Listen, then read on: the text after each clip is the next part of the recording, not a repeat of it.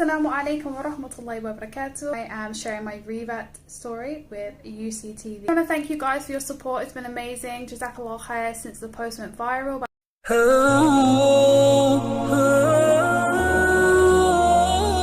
Bismillahirrahmanirrahim. Setiap insan pasti menginginkan ketentraman dalam hidupnya. Maka dari itu, orang-orang pada umumnya akan berjuang untuk meraih kebahagiaan, baik secara lahir maupun batin. Menurut seorang mu'allaf Faid AB, agama merupakan sumber untuk menemukan kondisi yang ideal itu. Sejak masih belia, perempuan ini meyakini bahwa manusia diciptakan untuk tujuan tertentu. Keyakinan itu bersandar pada intuisi kemanusiaan, yakni mempercayai adanya Sang Pencipta. Dengan mengenalnya, kita pada akhirnya mengetahui jati diri sendiri. Warga Berkshire, Britania Raya, itu sejak kecil dididik dalam lingkungan yang cukup religius. Tiap akhir pekan, dirinya nyaris tidak pernah absen menghadiri ibadah di gereja. Saking taatnya beribadah, kawan-kawannya saat itu menyangkanya akan menjadi biarawati kelak ketika dewasa. Namun, wanita tersebut menampik sangkaan para temannya. Baginya, tidak penting apakah menjadi rohaniawan atau tidak. Yang utama adalah tetap menjaga ketaatan kepadanya. Gadis ini tumbuh besar dengan memendam cita-cita sebagai guru. Begitu lulus sekolah menengah, dia melanjutkan studi ke jenjang pendidikan tinggi. Di kampus, suasananya cukup berbeda dengan kampung halamannya. Sangat terasa nuansa keberagaman. Apalagi, universitas tempatnya belajar memiliki banyak mahasiswa dari berbagai latar belakang. Mahasiswi ini mempunyai beberapa teman yang berlainan agama. Ada yang memeluk Islam di antara mereka. Dengannya, ia membangun interaksi yang baik. Tidak jarang kawan-kawannya yang muslim itu membantunya bila ada tugas-tugas di kampus atau sekadar menghabiskan waktu luang di kafe. Lambat laun, muncul keinginan dalam dirinya untuk mengenal Islam. Terlebih lagi, ia melihat betapa besar dampak yang ditimbulkan agama ini pada keseharian teman-teman muslimnya. Sebagai contoh, saat sedang asyik mengobrol, beberapa di antara mereka pamit sejenak untuk melaksanakan sholat. Dalam pandangannya saat itu, ibadah ini cukup mengesankan. Sebab, orang tidak cukup dengan ritual tiap akhir pekan, bahkan per hari seorang pemeluk Islam harus berdoa sebanyak 5 kali. AB pun pernah menyaksikan salah satu temannya sedang sholat. Gerakan-gerakan ibadah yang dilakukan muslimah tersebut membuatnya terkesan.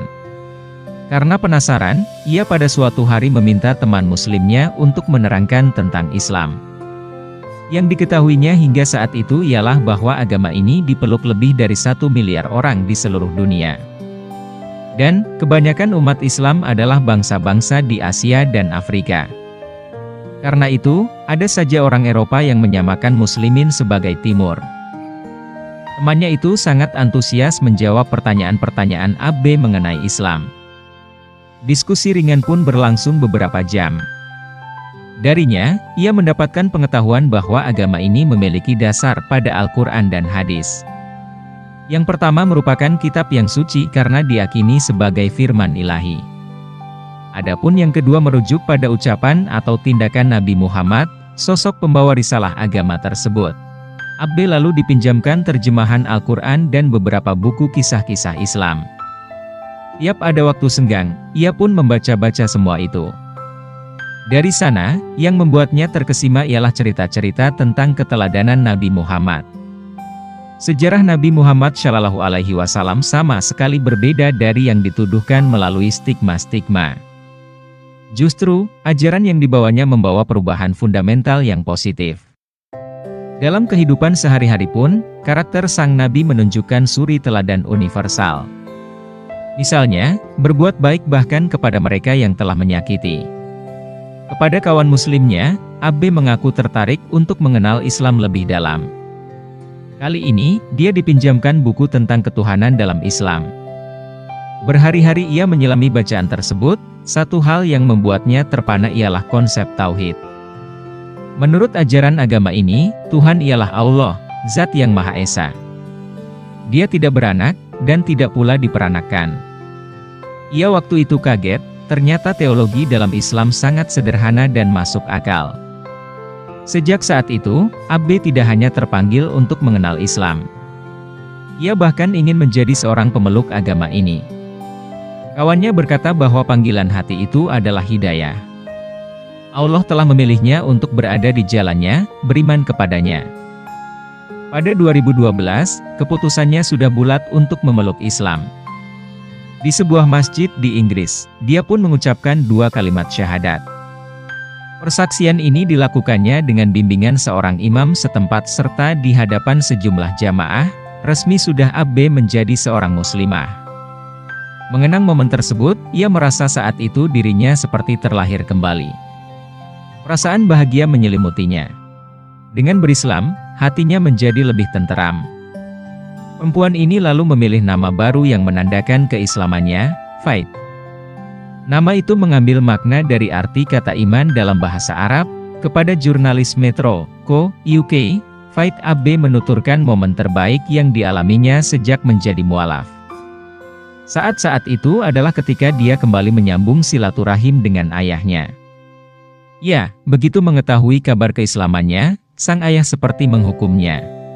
Keadaan sempat memburuk sejak orang tuanya itu bergabung dengan English Evangelic, EDL. Organisasi itu bukanlah tentang pertahanan dalam arti sipil atau militer. EDL mengeklaim diri sebagai pembela Britania Raya dari pengaruh-pengaruh Islam yang dipandangnya pendatang. Dengan memakai lambang salib merah, pergerakan sayap kanan ekstrim itu kerap menggembar-gemborkan selaku pelindung rakyat Inggris dari upaya Islamisasi.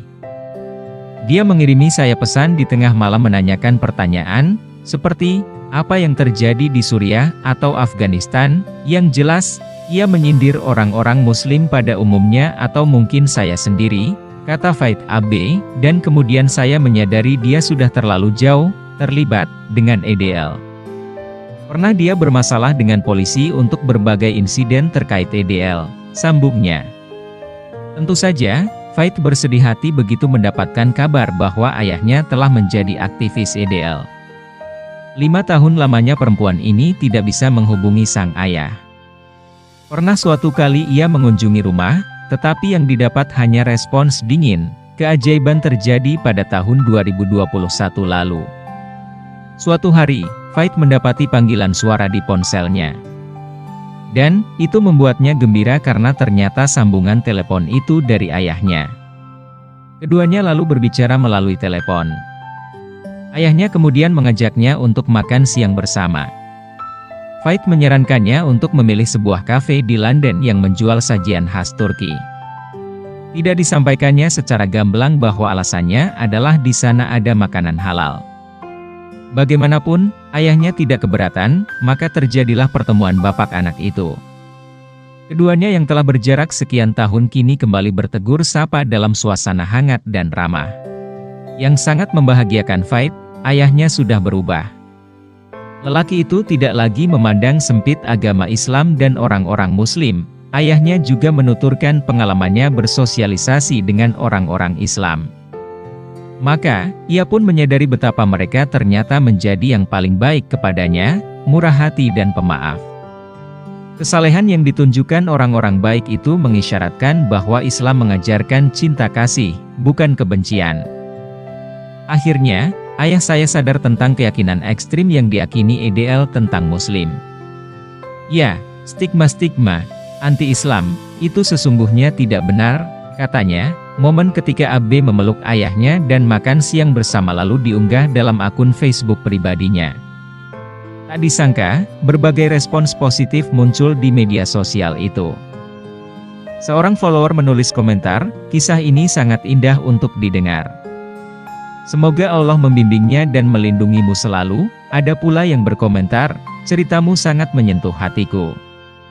Aku sangat berharap bahwa hubungan Anda dengan ayah Anda semakin kuat dari hari ke hari. Abe berharap, pengalamannya memberikan dampak bagi orang-orang di luar sana yang masih menaruh kecurigaan terhadap Islam.